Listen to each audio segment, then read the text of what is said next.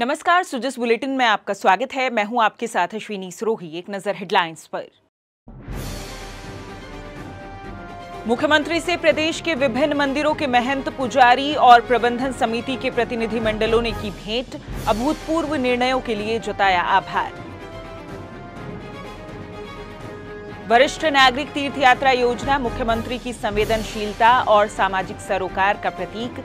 इस वर्ष 56,000 वरिष्ठ जनों को मिलेगा तीर्थ यात्रा का अवसर। राज्य सरकार हरियाली तीज के दिन करेगी सघन वृक्षारोपण। इस वर्ष प्रदेश में 10 करोड़ पौधे लगाने का लक्ष्य। मुख्यमंत्री श्री भजनलाल शर्मा से मंगलवार को मुख्यमंत्री निवास पर प्रदेश के विभिन्न मंदिरों के महंत, पुजारी और प्रबंधन समिति के सदस्यों के प्रतिनिधिमंडल ने भेंट की। प्रतिनिधिमंडल ने श्री शर्मा का विभिन्न मंदिरों के विकास कार्य और धार्मिक पर्यटन के क्षेत्र में किए गए अभूतपूर्व निर्णयों के लिए आभार व्यक्त किया और स्वस्ति वाचन कर उनका अभिनंदन भी किया।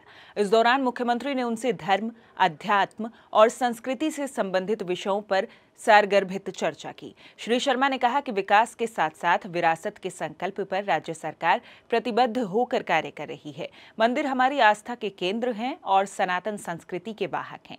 उनके विकास के लिए राज्य सरकार नीतिगत निर्णय ले रही है। प्रतिनिधिमंडल में मोती डूंगरी गणेश जी मंदिर के महंत श्री कैलाश शर्मा के साथ साथ प्रदेश भर के प्रमुख मंदिरों के महंत और पुजारी उपस्थित रहे। बुजुर्ग समाज का वो स्तंभ होते हैं जिनके अनुभव और ज्ञान से एक सभ्य और सशक्त राष्ट्र की नींव रखी जाती है। जीवन की संध्या बेला में उनके मानसिक, आध्यात्मिक और भावनात्मक सुकून की अनुभूति हो सके, इसी भावना के साथ मुख्यमंत्री श्री भजनलाल शर्मा के नेतृत्व में राज्य सरकार द्वारा वरिष्ठ नागरिक तीर्थ यात्रा योजना संचालित की जा रही है, जो सेवा और सम्मान का उत्कृष्ट उदाहरण है। ये योजना उस ऋण को चुकाने का प्रयास है जो हर पीढ़ी अपने पूर्वजों के प्रति महसूस करती है। ये योजना राजस्थान के उन वरिष्ठ नागरिकों को एक बार निःशुल्क तीर्थ यात्रा का अवसर प्रदान करती है जिनकी उम्र 60 वर्ष या उससे अधिक है और आयकरदाता नहीं है। योजना के तहत सरकार न केवल उनकी यात्रा का समस्त खर्च वहन करती है, बल्कि सुरक्षित, सम्मानजनक और सुविधा संपन्न यात्रा भी सुनिश्चित करती है। राज्य सरकार की बजट घोषणा के अनुरूप इस बार कुल 56,000 वरिष्ठ जनों को तीर्थ यात्रा का अवसर मिलेगा।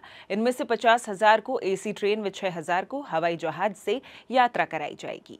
योजना के अगले चरण के तहत देवस्थान विभाग ने फिर से ऑनलाइन आवेदन की प्रक्रिया प्रारंभ कर दी है।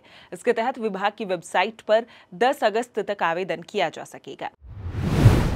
राजस्थान की पहचान लंबे समय तक एक रेगिस्तानी और जल संकटग्रस्त राज्य के रूप में रही है, लेकिन अब इस छवि को बदलने का संकल्प मुख्यमंत्री श्री भजनलाल शर्मा ने लिया है। मुख्यमंत्री का कहना है कि सावन के पवित्र महीने में हो रही अच्छी बारिश प्रदेश में धन धान्य, खुशहाली और समृद्धि आने का शुभ संकेत है। पिछले वर्ष प्रधानमंत्री श्री नरेंद्र मोदी के एक पेड़ मां के नाम अभियान से प्रेरणा लेते हुए हरियाली तीज पर हरियालो राजस्थान की शुरुआत की और पिछले वर्ष हमने 7.5 करोड़ पौधे लगाए। अब इस वर्ष प्रदेश में 10 करोड़ पौधे लगाने का लक्ष्य रखा गया है। मुख्यमंत्री ने कहा कि इस बार हरियाली तीज के दिन भी हम सघन वृक्षारोपण करने जा रहे हैं।